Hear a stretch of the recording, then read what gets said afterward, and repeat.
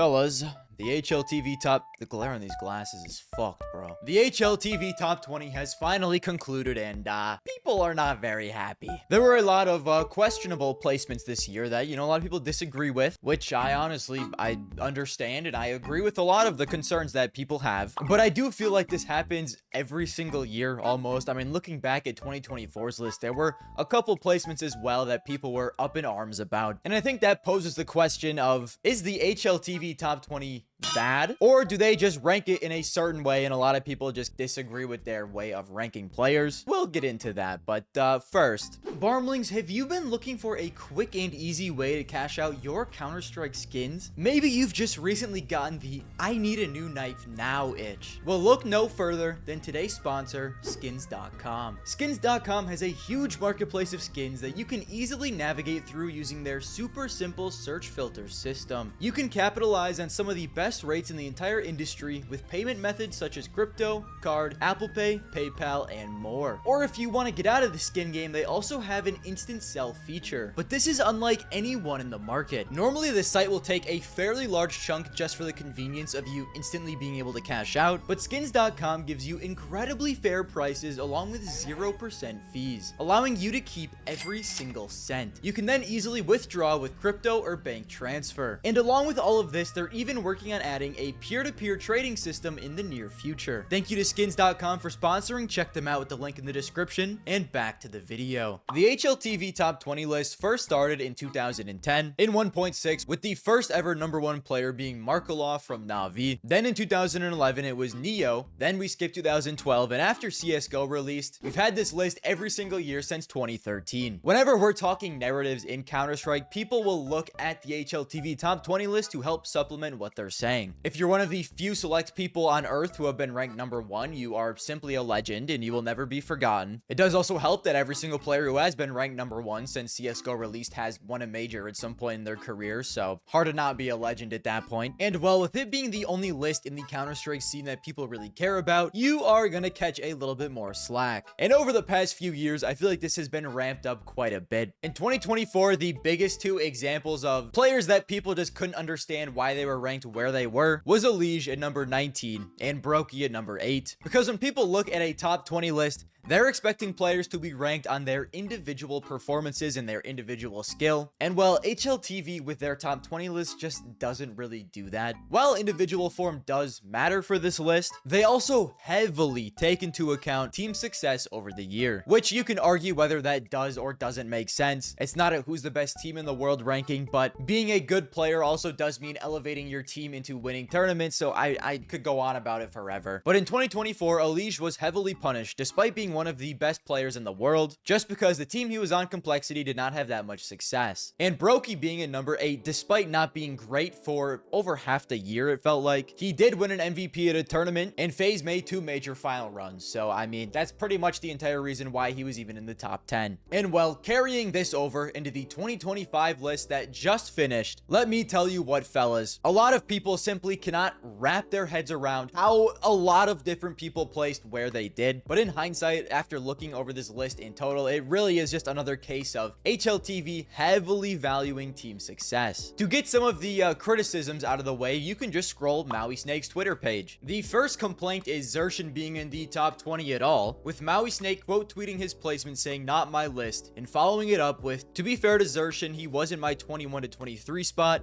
with Bit, Yuri, and him. He also may have been upset by this because before this ranking happened, he also tweeted, you can bet that Zershin, Torji, Yuri, Yakinder are not in the top 20 now. And well, unfortunately, 3 of those 4 players were in fact in the top 20. But in his defense, I didn't think any of those players were going to make it either. Speaking of Yakinder, he then also tweets, biggest difference in my list versus HLTV's, my favorite part of Furia's rise is watching Yakinder's return to form. That being said, he wasn't even in my top 24 players. Nico had over 60 more maps and a higher overall rating when using big event / top 10 filter. When you compare the stats between Nico and Yakinder, Nico has him beat in pretty much every single category, and he also has an MVP award over Yakinder, but Furia was a better team and won more tournaments and did better at the 2 majors, so Yakinder is going to be ranked higher. And to be fair, it's not like Nico's stats dwarf Yakinder or Zershin's. He wasn't miles better than either of these players, but it was close enough to where you're kind of like, it really was the team success that pushed them higher than him. Then eventually we get to the point of the list where we're at about 10, 11, 12, and there is one name that has still not made it. Heavy God. We all slowly realized our boy Heavy God was somehow not going to make the list. And at least for me personally, this is the craziest robbery of this entire top 20. Maui Snake even follows up by saying Heavy God undoubtedly a top 3. Arguably the best anchor of 2025 is not on the list. Why didn't he make it? His team wasn't consistently in the top 5. All right, let's pack it up. And I mean, that pretty much is why Heavy God didn't make the list, it seems. But G2 is just very inconsistent all year, so sorry, Heavy God. Even though you won an MVP in a finals against Vitality, the best team in the world, you know, at a big S tier LAN, it just isn't enough. And it's not even like he just had one life tournament. He had the stats consistently throughout the year to back that up. Across the board, he has better stats than Brokey did in 2024. And Brokey placed number 8th because he made the finals of 2 majors. And Heavy God doesn't even sniff a top 20. Like, I do get that good players elevate their teams to win tournaments. I get it, okay? But like, it really does feel just like a team ranking list instead of an individual players type list. This is then also followed up after we're figuring out that Molodoy is going to be ranked number 6. Maui Snake tweets, Molodoy is really going to be at 6 from the same list that penalizes Kioske for sample size. If you do look at the second half of 2025, Kioske was just one of the best players in the world. Did he fall off in playoffs? He did, okay, but for the most part, he was unbelievable during the second half of 2025, and he also misses the list. But Molodoy, who a lot of people had at, you know, 9, 10, 11, is being placed at number 6 despite also not playing the full year and really falling off in the major playoffs he played in. And now I'm not trying to shit on Molodoy. He had an unbelievable year. He deserves Rookie of the Year. He played really, really well. I'm just saying from the point of view of people criticizing the list, you know, Molodoy had a 111 against top 20 teams. Kioske had a 1.16 against top 20 teams. And Molodoy was better against top 5 and top 10 teams. But even still, for the most part, Kioske was on a top team in the world and played really, really well. But missed the list almost entirely just because Falcons didn't do great at the majors. And well, he only played half the year. Furia made both major playoffs despite losing immediately. And Molodoy played slightly longer, joining the team in April instead of June. So he played in tier 1 for 2 more months. And like I said before, I'm not trying to shit on Molodoy at all during this. It's just like that there are some inconsistencies people bring up. But then again, when you think about it, it's not really inconsistencies because it's a team success list. Molodoy won more tournaments and had MVPs. Kioske did not win tournaments. Furia more team success. Falcons less team success. Molodoy is going to be ranked higher at number 6. And now, the very last part that has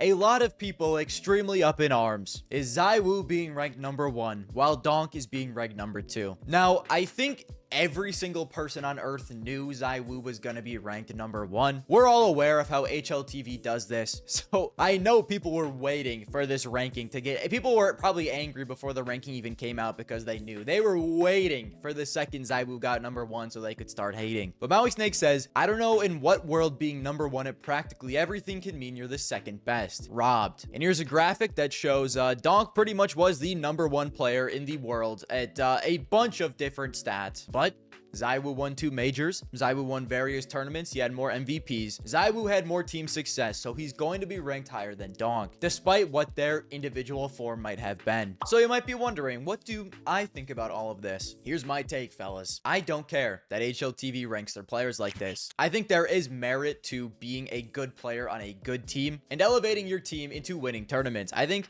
it does make sense to value team success very highly, but here's where I would make a couple changes. I think since the HLTV top 20 list is the gold standard and pretty much the one list everyone uses for narratives, I think we should have a new gold standard list. I don't think HLTV should be the one to make the list themselves. In the NFL, when deciding who the MVP, the most valuable player in the league award, should go to, there's like 50 different people that all put a vote in, and whoever ends up with the most votes wins the whole thing. Everyone votes on who they think the number 1, the number 2, the number 3, and they kind of add up the total points. I think we should have something very similar to this in Counter-Strike. Maui Snake made his own top 20 list. Launders made his own top 20 list. I think instead of HLTV being the one gold standard list, a phenomenal improvement for the scene as a whole would be to take a bunch of different lists and combine them together, and then that's, you know, the top 20 list we get. Like HLTV's list is included. We get a couple different analysts and casters maybe who make their own list, some other personalities in the scene if you want. You then also get some players who make their top 20 list because, you know, who knows better than the players that are, you know, playing these guys. You get some coaches to make a list, and let's say you get a group of like 30 different people from within the scene who every single year make their own top 20 list. It's the top 20 voters, whatever you want to call them. And you take the results from all of these 30 lists and kind of just mash them together. You know, players get points depending on where they're placed in each person's list. Let's say ZywOo gets like 13, putting him at number 1. Donk gets 17 people, putting him at number 1. Then the final list would be Donk number 1, ZywOo number 2. Then you also get points from being placed at other spots in the list. So like ZywOo or Donk being placed at number 2 would also give them a decent amount of points, not as much as number 1. You guys probably know what I'm trying to say. I think this way there'll also be a lot less controversy